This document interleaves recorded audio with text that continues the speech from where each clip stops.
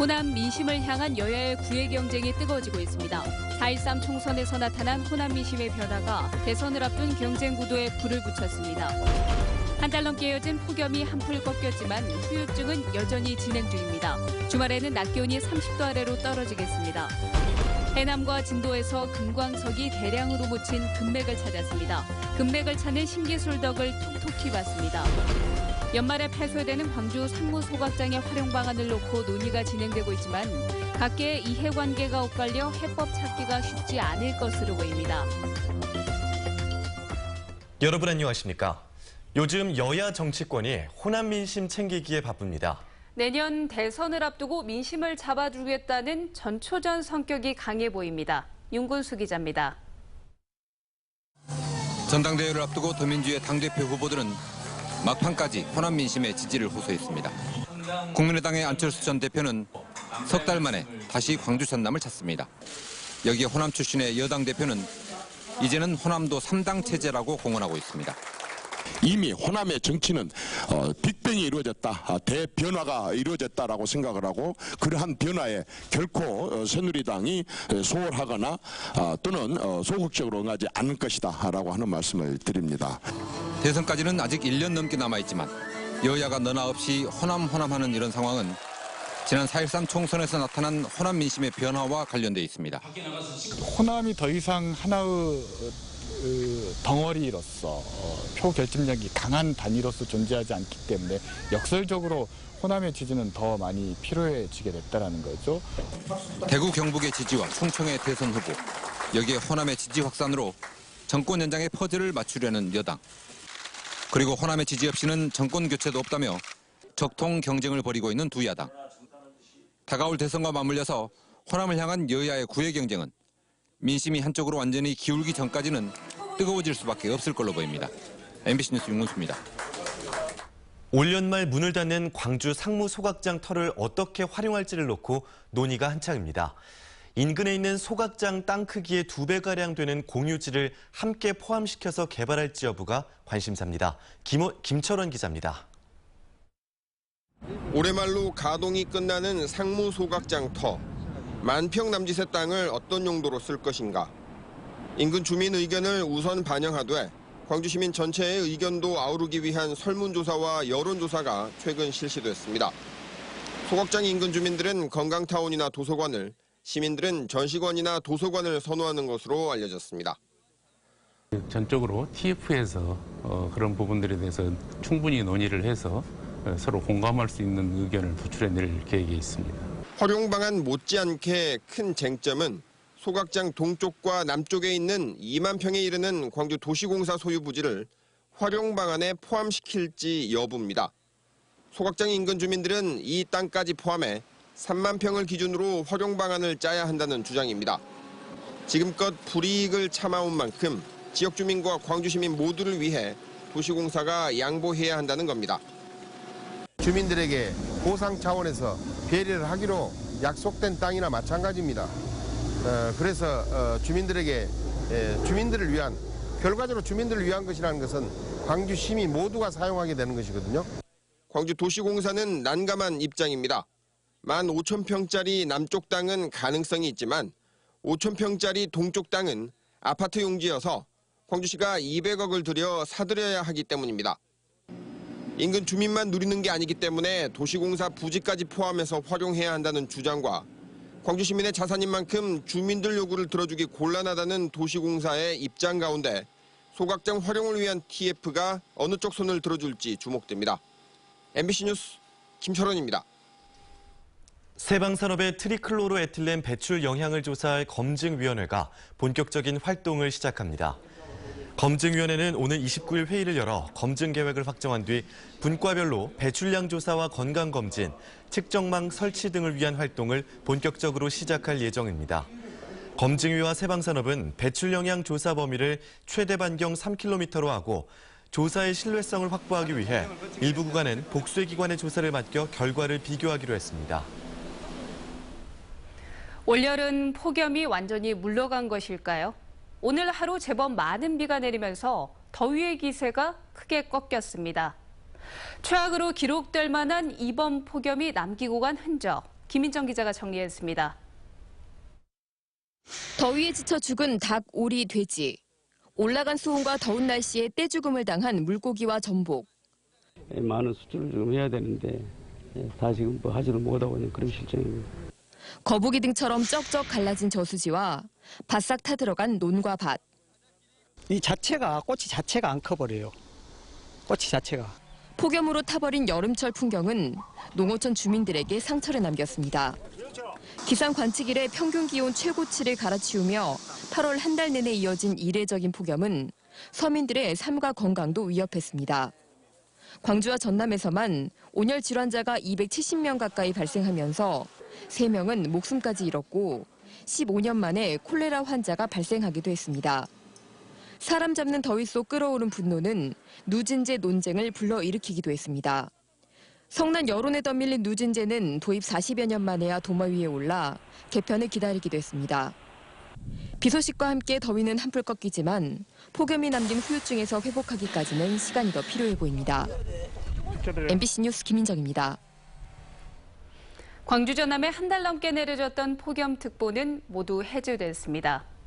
주말과 휴일에도 비교적 선선한 날씨가 예상됩니다. 백단비 기상캐스터입니다. 초기 내리는 빗속을 마다않고 찾아온 전시장. 꽃이 핀 듯 형형색색 화려한 색감의 작품들에 관람객들은 이내 빠져듭니다. 어제까지가 그렇게 더웠는데 오늘 이렇게 날씨까지 관람하기 좋게 선선해서 참 좋습니다. 그동안 쉽게 볼 수 없었던 작품들. 젊은 작가들의 새로운 표현 기법들이 더욱 반갑게 다가옵니다. 작가들을 한꺼번에 많이 작품들을 볼 기회가 없잖아요. 그러니까 꼭 기다렸다가 오늘 광주의 낮 최고 기온이 28.5도. 밤사이 남아한 찬 공기 덕분에 어제보다 7도 가까이 낮았습니다. 덕분에 지난달 20일 광주와 나주를 시작으로 내려졌던 폭염특보가 38일 만에 광주 전남 모든 지역에서 풀렸습니다. 한결 선선해진 날씨는 이번 주말과 휴일에도 이어져 대부분의 지역에서 낮 최고 기온이 30도 아래에서 머물겠습니다. 내일 밤에는 5에서 40mm의 비도 내릴 것으로 예상됩니다. 앞으로 아침 기온이 20도 안팎까지 떨어지면서 선선하게 출발하겠습니다. 다음 주에는 지금까지의 폭염만큼은 아니겠지만 늦더위가 계속되면서 낮 기온이 30도를 오르내리겠습니다. MBC 뉴스 백단비입니다. 고수온에 의한 양식업 폐류의 집단 폐사가 확산되는 가운데 정부가 재해보험의 설계를 잘 못해 피해가 가중되고 있다는 지적이 나왔습니다. 국민의당 정인화 의원이 양식재해보험 자료를 분석한 결과 가입 금액 1억 원 기준의 고수온 특약보험료가 746만 원으로 주 계약보다 2.5배 비싼 것으로 나타났습니다. 일반적으로 특약은 주 계약의 10% 수준이지만 양식재해보험은 주 계약보다도 비싸게 책정돼 어민의 특약 가입 외면으로 이어졌다는 분석입니다. 국내 금 생산은 해남과 진도광산에서 소량에 그쳐왔는데요. 이 금맥을 찾는 신기술이 개발돼 땅속에 묻혀있던 21만 톤의 금광석을 새로 찾아냈습니다. 문현철 기자가 보도합니다. 현재 국내에서 금을 캐는 광산은 해남 모이산과 진도 가사도뿐입니다. 연간 생산량은 255kg, 수요에 비하면 턱없이 적은 양입니다. 그런데 최근 이곳에서 다량의 금맥이 발견돼 눈길을 끌고 있습니다. 가사도와 모이산 일대에서 21만 톤의 금광석이 새로 발견됐는데 금을 추출하면 630kg, 시가로는 300억 원에 이릅니다. 땅속으로 전류를 흘려보낸 뒤 파형을 분석해 금맥을 찾는 광대역 유도 분석 탐사 기술을 이용했습니다. 이 탐사 기술은 교류 전류를 사용하는 광대역 유도 분석 탐사라는 겁니다. 네. 이 탐사 기술의 장점은 이제 기존 탐사 방법에 비해서는 좀 300m까지 탐사할 수 있고요. 단순히 땅속 깊이 구멍을 파고 금맥 여부를 확인하던 기존 방식에 비해서 정확성이 높고 시추 비용도 크게 줄였습니다. 어느 정도 거의 확인된 상황에서 저희들이 컨펌하는 어떤 그 보링을 했기 때문에 예전에보다는 훨씬 더 좋은 또 빠른 결과를 찾을 수 있다고 봅니다. 이 탐사 기술로 앞으로도 더 많은 금맥을 확보할 수 있고 철과 구리 등 다른 광맥을 찾아내는 데도 응용할 수 있습니다. MBC 뉴스 문현철입니다.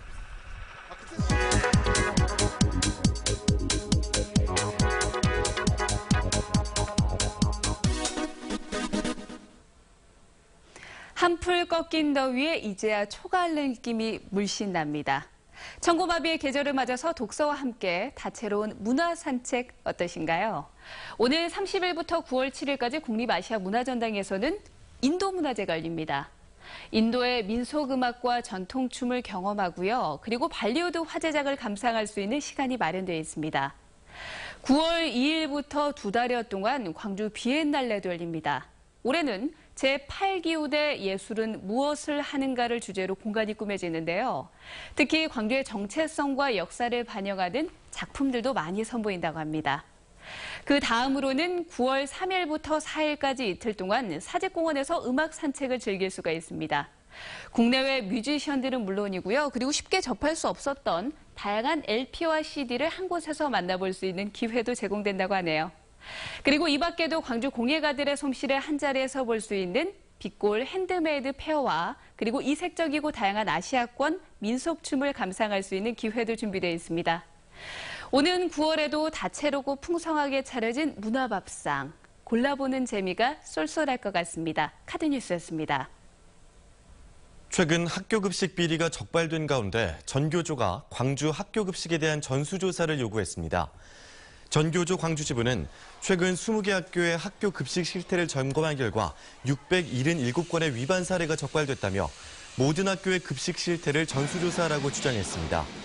또 학교 급식 공공 조달 시스템인 학교 급식 지원센터를 설치해 효율성이나 경제 논리가 아닌 학생들의 건강권 확보 차원에서 급식이 이루어져야 한다고 덧붙였습니다. 광주시 체육회 산하 종목단체의 통합 시한이 이달 말로 다가왔습니다. 그러나 자리를 둘러싼 갈등으로 일부 종목단체는 통합의 난항을 겪고 있는데 동호인과 전국체전 대표 선수들의 피해가 우려됩니다. 한신구 기자입니다. 지난 2월 체육 발전을 모토로 엘리트 체육과 생활 체육이 하나로 통합된 광주체육회. 이후 6개월 동안 산하에 있는 종목단체별 통합 작업이 추진되고 있습니다. 현재까지 전체 72개 종목 가운데 야구와 축구 등 67개 종목이 통합됐습니다. 그렇지만 배드민턴과 골프, 볼링, 탁구 등 5개 종목은 회장 선출 방식 등을 둘러싼 갈등으로 통합이 계속 지연되고 있습니다. 전남체육회 역시 66개 종목단체 가운데 태권도와 자전거 등 일부 종목의 통합이 안 된 상태입니다. 대한체육회가 통합되지 않은 종목단체에 대해서 불이익을 예고하며 시한을 정한 최후통첩성 공문까지 보냈는데도 미적거리고 있는 겁니다. 이번 달 말까지 통합하지 못하면 관리단체로 지정돼서 행재정적인 불이익을 받게 됩니다. 또 해당 종목은 오는 10월 충남에서 열리는 전국체전에 참가할 수 없게 됩니다. 그동안에 열심히 땀을 흘리고 연습해오고 자기 기량을 닦아왔던 우리 청소년 선수들이 출전을 못하는 그런 불이익을 받게 된다는 이겁니다. 그러니까 이게 가장 큰 불이라고 봐야죠. 그리고 자리를 둘러싼 일부 종목의 갈등이 애꿎은 동호인과 전국체전 대표 선수에게로 튈 수도 있는 만큼 양보와 타협의 자세가 절실해 보입니다. MBC 뉴스 한신구입니다.